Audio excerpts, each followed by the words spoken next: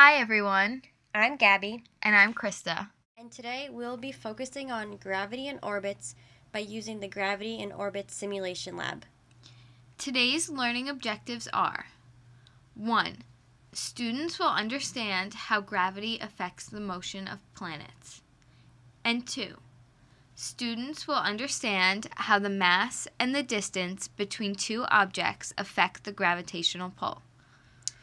The purpose of this lab is to determine the relationship between planets and gravity and how it ultimately affects the planet's orbit. However, before we continue with this lab, there are a few concepts that you should know beforehand. Newton showed that objects with mass have a gravitational pull towards one another. The greater the mass the object has, the more it affects the other objects around it. Also, the closer together the two objects are, the more the objects are affected by gravity. Newton's law of universal gravitation showed us that F equals g times the mass of object 1 times the mass of object 2, all divided by r squared. Where F is the force between the masses and g is the gravitational constant, and r is the distance between the centers of the masses. In this lab, one of the things we will observe is how changing the distance between the center of the masses affects the force between objects and the gravitational pull towards one another. So let's now start the simulation. First, observe the Earth's orbit around the Sun with the presence of gravity. So make sure that where it says gravity, you click on.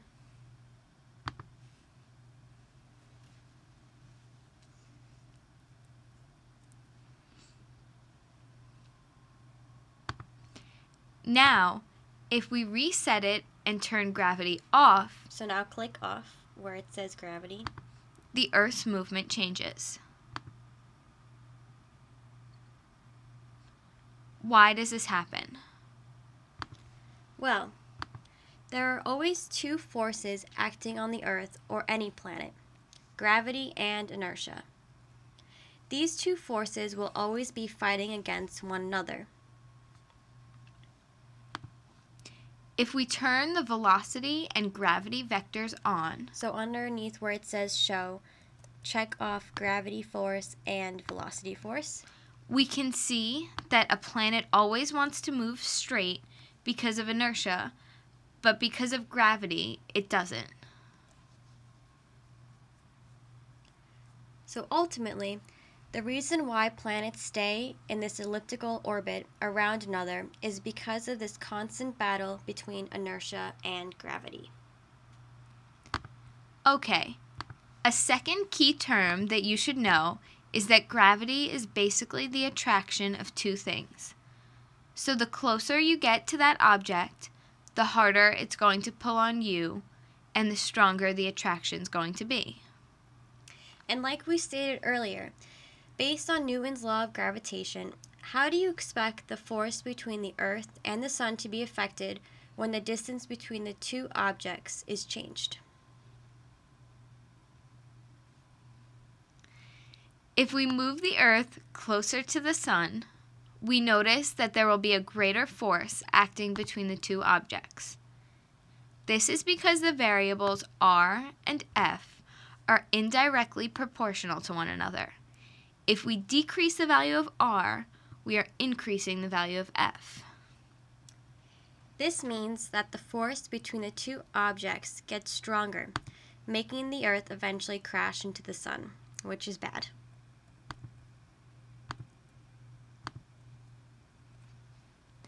And if we reset and drag the Earth away from the Sun, we notice that the Earth is not affected by the Sun's gravitational pull anymore, making it go off on its own course.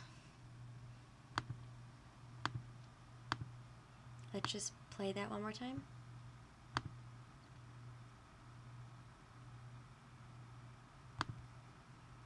Okay, so there's also another variable that we can change. This variable is the mass of the objects. So if we increase the mass of the Sun, so underneath star where it's the Sun, our sun, increase the mass of the sun. We notice that the Earth also collides with the sun eventually. So why do you think this is? This is because mass m is directly proportional to force F. If we increase the m, the force also increases. There is now a greater attraction between the two objects, making the gravitational pull greater, which is what causes the eventual collision. On the other hand, if we decrease the mass of the sun, so now decrease it, we are also decreasing the force between the sun and the Earth. Now observe what happens.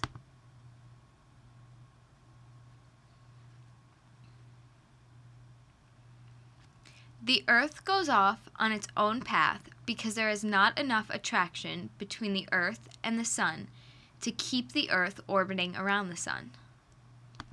So by changing the mass or masses of the object, you are also changing the force between both objects. So this wraps up our Gravity in Orbits lab. Thanks for watching.